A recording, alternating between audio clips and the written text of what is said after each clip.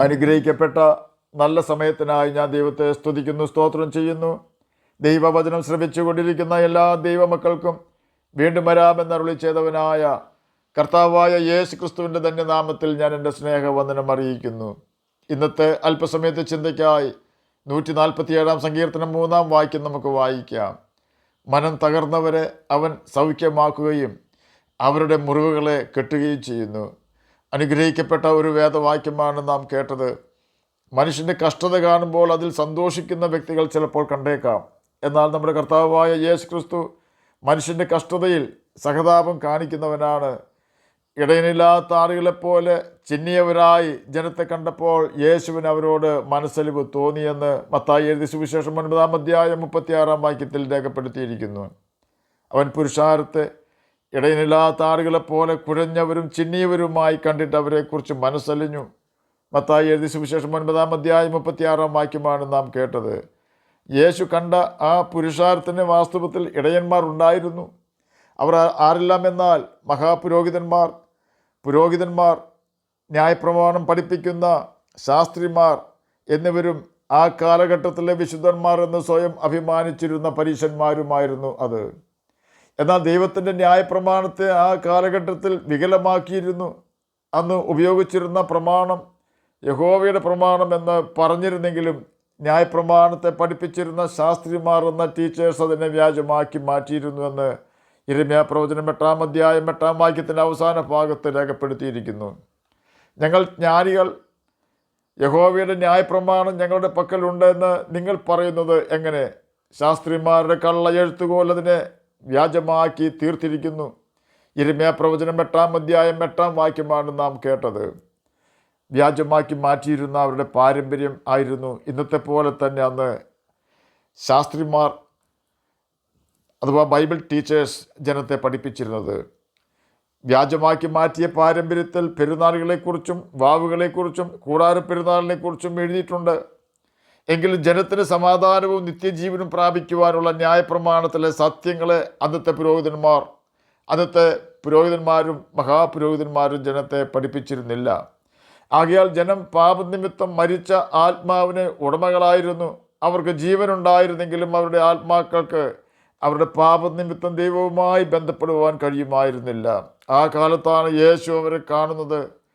അവരെ കണ്ടപ്പോൾ യേശുവിന് അവരോട് കരുണ തോന്നി. കാരണം അവരെ നേർവഴിക്ക് നടത്തുന്ന നല്ല ഇടയന്മാർ ഇല്ലാത്തതിനാൽ സമാധാനം ലഭിക്കുമെന്ന ചിന്തയാൽ അവർ പെരുന്നാൾ ആഘോഷിക്കുന്നു. എന്നാൽ അതിനുശേഷം സമാധാനമില്ലാത്തവരായി, നിത്യജീവൻ പ്രാപിക്കുവാൻ കഴിയാത്തവരായി, അവരുടെ പാപമുള്ള ഹൃദയത്തോടെ, കഠിന ഹൃദയത്തോടെ ദൈവകൃപ പ്രാപിക്കാതെ ഭവനങ്ങളിലേക്ക് മടങ്ങിപ്പോകുന്നു.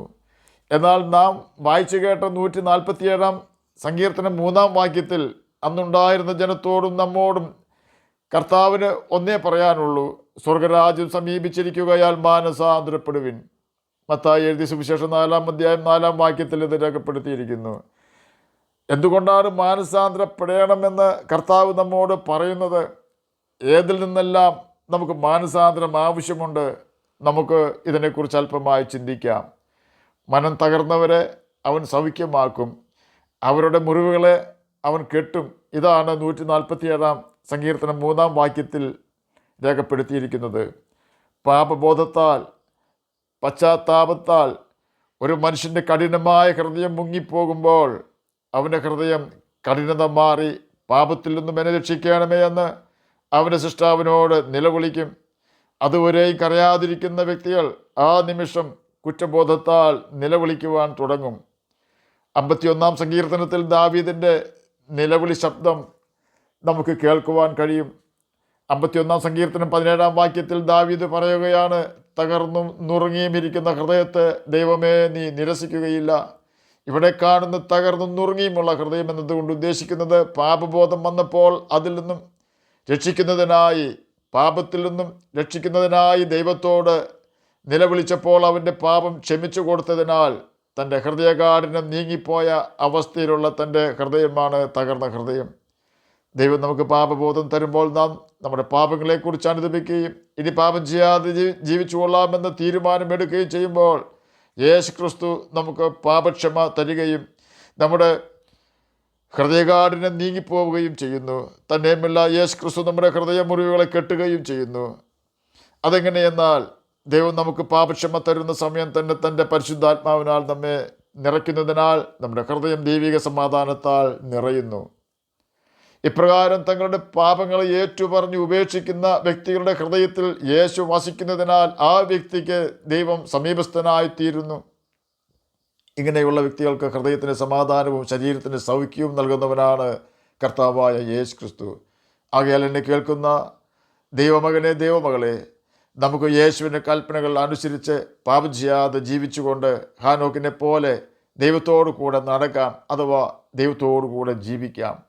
നാം അപ്രകാരം ജീവിക്കാമെങ്കിൽ നമ്മെ തകർക്കുന്ന വ്യാജ കുറുക്കന്മാർ ആരും നമ്മെ പിന്തുടരുകയോ വഞ്ചിക്കുകയോ നമ്മുടെ തലമുറകൾ തകരുവാൻ ഇടവരികയോ ചെയ്യാതെ നമ്മെ സാത്താൻ്റെ കിണയിൽ നിന്നും രക്ഷിക്കുന്നവനാണ് കർത്താവായ യേശു ക്രിസ്തു.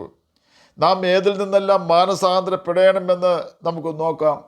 ജനത്തിൻ്റെ ഇടയിൽ ഏഷണി പറഞ്ഞ് നടക്കുക, മറ്റുള്ളവരെ കുറ്റം പറയുക, നുണ പറഞ്ഞ് നടക്കുക, മറ്റുള്ളവരെ തമ്മിൽ അടുപ്പിക്കുക, ഏതെങ്കിലും വ്യക്തികൾക്കെതിരെ ഹൃദയത്തിൽ ദോഷം ചിന്തിക്കുക, മോഷ്ടിക്കുക, കള്ളക്കാര്യത്തിൽ താല്പര്യം കാണിക്കുക, മറ്റുള്ളവരെ ആക്ഷേപിക്കുകയും ജയിക്കുവാൻ വേണ്ടി മറ്റുള്ളവരെ കള്ളക്കേസിൽ കൊടുക്കുകയും ചെയ്യുക, മറ്റുള്ളവരെ വഞ്ചിക്കുക, അതിന് കവർച്ച ചെയ്യുക, മറ്റുള്ളവരുടെ ഉയർച്ചയിൽ അസൂയപ്പെടുക, സ്വന്തം കഴിവിൽ അഹങ്കരിക്കുക, മറ്റുള്ളവരുടെ പ്രശംസ ആഗ്രഹിക്കുക, മറ്റുള്ളവർക്ക് വേണ്ടി പ്രാർത്ഥിക്കാതിരിക്കുക, മരിച്ചവർക്ക് വേണ്ടി പ്രാർത്ഥിക്കുക, മരിച്ചവരോട് പ്രാർത്ഥിക്കുക, മുഹൂർത്തം നോക്കുക, മന്ത്രവാദികളുടെ അടുക്കൽ പോവുക, മന്ത്രവാദം ചെയ്യുക, സഹോദരനെ മൂട എന്ന് പറയുക, മാതാപിതാക്കളെ നിന്ദിക്കുക, മക്കളെ കോപിപ്പിക്കുക, മക്കളെ ദൈവകൽപ്പന അനുസരിക്കുവാൻ അനുവദിക്കാതെ തെറ്റായ ഉപദേശം കൊടുത്തുകൊണ്ട്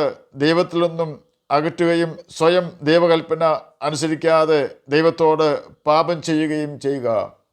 ഇതെല്ലാം ദൈവം വെറുക്കുന്ന പാപങ്ങളും നിത്യനരകത്തിലേക്ക് വീഴുവാൻ കാരണമാകുന്ന കാര്യങ്ങളുമാകയാൽ ഇതെല്ലാം നാം ഉപേക്ഷിക്കേണ്ടതും ഇതിൽ നിന്നെല്ലാം നാം മാനസാന്തരപ്പെടേണ്ടതും അത്യാവശ്യമാണ്.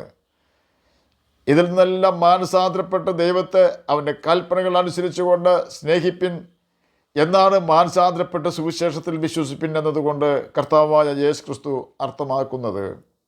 ആകയാൽ നമുക്ക് ദൈവം തന്നിട്ടുള്ള ക്ഷണികമായ ഈ ഭൂമിയിലെ ജീവിതത്തിൽ നാം കേട്ട പാപസ്വഭാവങ്ങളൊന്നും നമ്മുടെ ജീവിതത്തിൽ ഉണ്ടാകുന്നില്ല എന്ന് ഉറപ്പ് വരുത്തി ബൈബിൾ വായിക്കുകയും കർത്താവിൻ്റെ കൽപ്പനകൾ അനുസരിക്കുകയും ചെയ്തുകൊണ്ട് ഈ ഭൂമിയിൽ നമുക്ക് ജ്യോതിഷികളെ പോലെ ജീവിക്കാം, നിത്യജീവനാവകാശികളായി തീരുകയും ചെയ്യാം.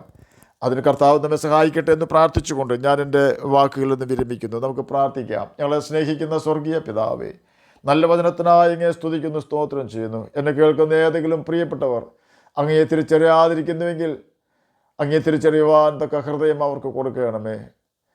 രോഗത്താൽ ഭാരപ്പെടുന്നവർക്ക് രോഗസൗഖ്യം കൊടുക്കണമേ. സമാധാനമില്ലാത്തവർക്ക് സമാധാനം കൊടുക്കണമേ. പഠിക്കുന്ന കുഞ്ഞുങ്ങൾക്ക് പഠിക്കുവാനുള്ള ബുദ്ധിയും ജ്ഞാനവും ഓർമ്മശക്തിയും കൊടുക്കണമേ. പ്രാർത്ഥന കേട്ടതിനായി സ്തോത്രം, യേശുവിൻ്റെ നാമത്തിൽ തന്നെ ആമേൻ. കർത്താവ് എല്ലാവരെയും അനുഗ്രഹിക്കട്ടെ. സ്തോത്രം.